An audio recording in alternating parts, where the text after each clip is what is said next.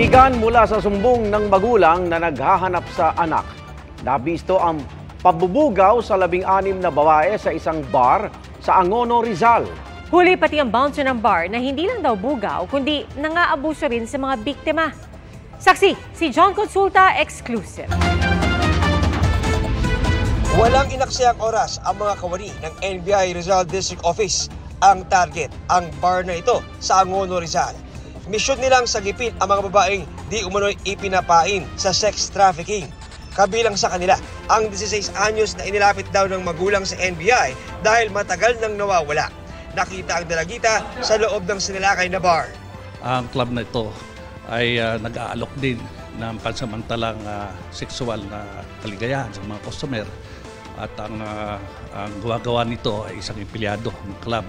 Arestado ang bouncer na kinilalang si Mark Darrell T. na siya rin umanong bugaw ng mga sinagip. Sinisikap pa ng GMA Integrated News na makuha ang panig ni T. Sumbong ng ilang biktima, kapag wala pang customer, ang kanilang bugaw ang siya raw ng aabuso sa kanila. Sa kabuuan ay umabot sa 16 ang nasagip na babae sa entrapment operation. 7 sa kanila ay mga minor de edad. Concern tayo rito sa paglaganap ng human trafficking. Pangalawa, yung emerging concern nga ng ating gobyerno ng pagtaas ng bilang ng teenage pregnancy. Vulnerable sila dahil bukod sa sila ay mga minor de edad. Para sa GMA Integrated News, John Consulta ang inyong saksi. Humantong sa pananaksak ang alitan ng magkapatid sa Ilocos Sur dahil sa lupa. Tinutugis naman ang isang lalaki matapos sangkot sa pagpatay sa kaibigan niyang tindero ng pandesal sa Iloilo City. Saksi si John Sala ng GMA Regional TV 1 Western Visayas. Halos hindi matingnan ni Nanay Estelita ang bangkay ng kanyang 37 anyos na anak na si Gino Dubria. Natagpo ang patay si Gino sa gilid na kalsada sa Barangay Kalahunan, Mandurriao, Iloilo City kagabi. Hindi na nakauwi pa mula noong Martes si Gino na tindero ng pandesal. Diyan na iba'y tapok ang bata ko sa bahay ka, kasada nga, tabunan na ka, nga kuwan karpa, katigbaw. Ang itinuturo ng pamilya na may kagagawan ng krimen, si alias MM, na kaibigan mismo ng biktima. Ayon sa kanila, magkasama ang dalawa na nagiinuman sa Mandurriao pagkatapos na magtinda ng pandesal. Ang nagpabalo lang ka naman man, ang manghod ni Imim nga dito sa Ligyanis na nga-ubra, ginagyan na dito ang manghod na kuna uli ka sa bukid kagapaman, anday tatay dito nga gipatay ko si Gino. Madalas manong pumunta ang sospek sa bahay nila at minsan na ding tinulungan ng biktima. Pero nitong Pebrero, hindi na siya nagpakita matapos na huling kinuha nito ang cellphone ng biktima noong Disyembre. Ayon sa pulisya, walang nakitang saksak o sugat sa katawan ni Gino. Iniimbestiga na kung namatay ang biktima sa sakal o bugbog. Actually, wala siyang may nakita ang stab, hack or gunshot wound sa lawas niya. Based sa initial investigation na bukod ang personnel sa Regional Forensic Unit. But may mga marks na nakita ginapatihan nga isa sa mga rason sa iyang kamatayon is nga dili makita ang sa iyang liog, sa chin kag sa iyang nose. Sa ngayon, walang ideya ang pamilya at pulisya kung saan nagtungo ang tumakas na sospek. Nauwi naman sa pananaksak ang usapan sa pagitan ng magkapatid tungkol sa lupa sa Barangay Caraboan, San Esteban, Ilocos Sur. Kwento ng 74 anyos na biktima, kinumpronta raw siya ng kanyang 73 anyos na kuya kung bakit siya pinagbabawalang magtayo ng kugon sa lupa na minana raw nila sa mga magulang. Pero agad daw siyang inundayan ng saksak ng kapatid. Naaresto ang sospek ngunit hindi na-recover ang ginamit na patalim. Wala pa siyang pahayag. Desidido naman ang biktima na sampahan ng reklamong frustrated homicide ang kanyang kuya.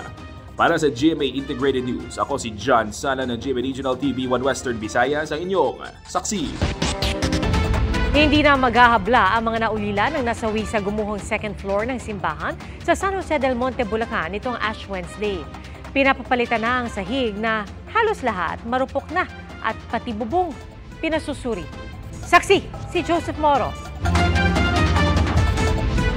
Sa isinagawang inspeksyon kanina, nakita ng mga city building official ng San Jose del Monte, Bulacan ang tindi ng pinsalang dulot ng anay sa mga kahoy ng ikalawang palapag ng parokya ng San Pedro Apostol. Yan ang tinuturong dahilan ng pagbagsak ng sahig na ikinasawi ng isa at ikinasugat na mahigit 50 sa gitna ng pagpapaabo sa noon ng mga deboto noon kahapon. Pati ang iba pang bahagi ng second floor pinangangambahang marupok na. Inirekomenda ng mga opisyal na palitan ng bakal o konkreto ang sahig ng simbahan. Pinapakondem namin lahat ng kahoy. Because of infestations, ang cause ng pagbagsak is termite infestations. Nire-recommenda rin namin sa church na palitan na rin ng flooring. Pwede pa rin wooden, pasta treated. Maging ang bubong ng simbahan na gawa sa bakal ng pangsuporta, pinasusuri na rin para makasiguro. Kinundo na ng city building official yung second floor o yung mezzanine ng simbahan. Kaya itong ibabaw niyan, itong palibot na to, at hanggang dyan ay hindi na pwedeng gamitin pansamantala. Pero ayon naman sa city building official, itong gitna ng simbahan ay maaaring pagdausan ng misa. Pero kailangan muna nilang magdesisyon kung kailan pwedeng gawin yan.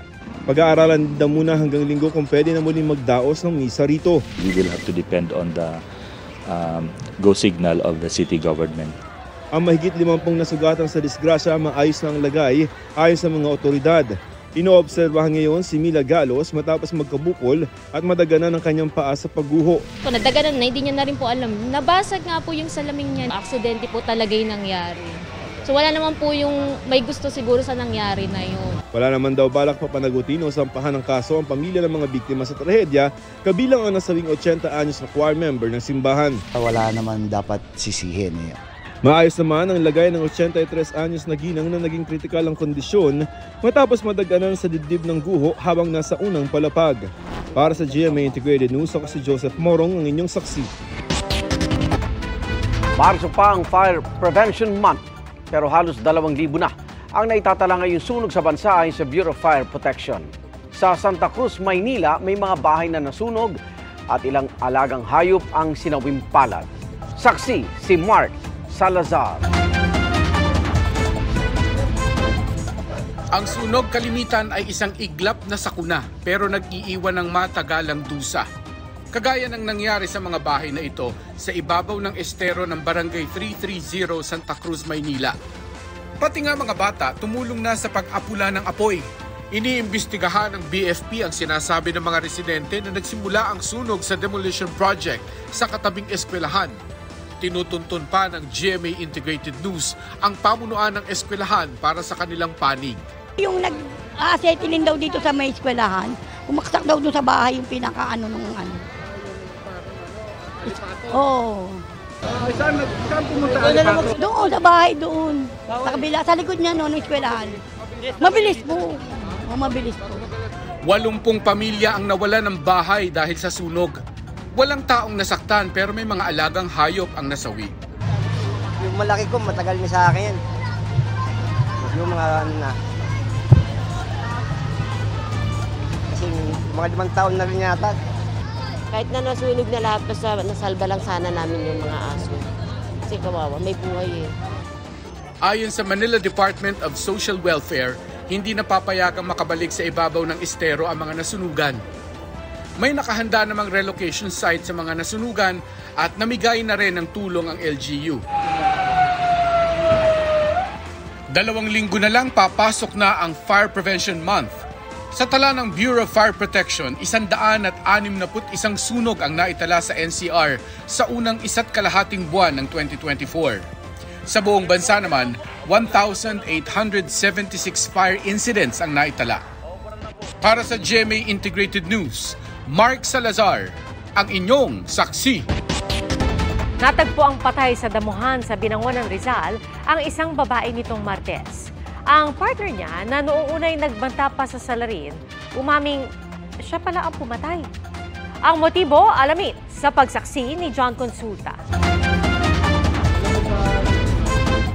Nitong Martes lang, nagbanta pa si Roseler Lanon sa umunoy pumatay sa kanyang 31 anyos na live-in partner na si Johnny Claire Kahilig. Sa gumawa po nito sa asawa ko, pagbabayaran mo to. Hindi nyo matatakasan to. Pero nagbantang sila noon, siya palang lumalabas na mismong salarin na kumitil sa buhay ng kinakasama. Nakuhanan pa ng GMA Integrated News ang pagdala ng Antipolo Police kay Lanon sa Prosecutor's Office. Sa isang extrajudicial confession at isang sinumpang salaysay na ginawa habang may kasamang abogado, ikinumpisal ni Lanon na siya ang pumaslang sa kanyang ka-live-in. Ang motibo, sa matinding selos po. Bakit po? Sino po ipinagsalosan nyo? Isa po sa mga katrabaho niya po. Hindi ko naman po talaga gusto po yung nangyari. Nabigla lang po ako. Kwento ng suspect, pinalo niya sa ulo ang ka-live-in. Sa bandang balikat po. Tapos pagkatapos po, sinakal ko po siya. Anong pinapalo mo? Yung bote po ng soft drinks. Saan mo nakuha yung bote ng soft drinks? Doon lang din po, malapit po sa may ilalim lang po ng mesa. Inamin din nila nun ang pagtapon niya ng labi ni Kahilig sa madamong lugar sa Binangonan, Rizal. Lumalabas naman sa investigasyon ng Rizal Police na sa kanilang bahay sa Antipolo, pinatay ang biktima. Nagkaroon sila ng altercation, verbal, then yun, nauwi sa physical. Nahampas niya ng bote yung biktima. And from there, nung bumaksak na sa kanya, unti-unting sinakal yung biktima.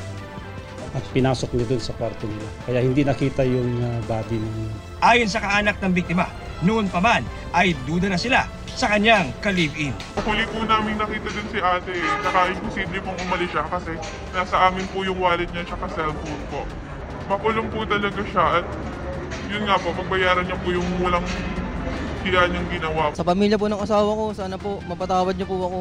Pinagsisisihan ko po ang lahat. Para sa GMA Integrated News, John Consulta ang inyong saksi. Sa mga biyaheng abroad, babala ng mga otoridad umiwas sa mga e-travel website na naniningil. Peke po yan dahil ang legit na website, libre lang. Saksi, si Salima Refrat.